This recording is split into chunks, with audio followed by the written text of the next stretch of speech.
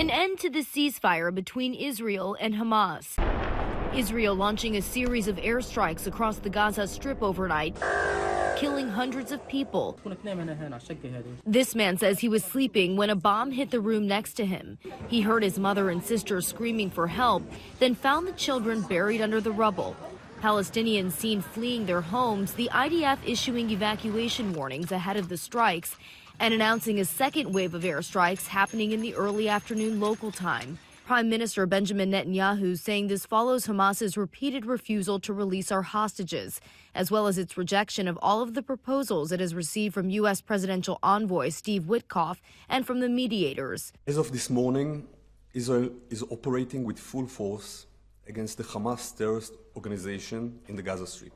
Hamas blaming Netanyahu, saying Hamas has fully adhered to all the terms of the agreement and Netanyahu has betrayed it. Renewed concern for those still being held by Hamas. I ask Hamas to release the hostages.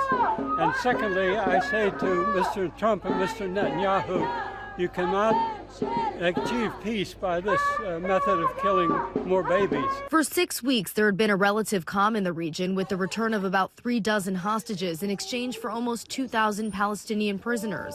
But that first phase of the ceasefire ended 2 weeks ago, and since then, negotiations have stalled with neither side able to agree on a path forward. The second phase was supposed to see the release of nearly 60 hostages and bring an end to the 17-month war that began on October 7th of 2023.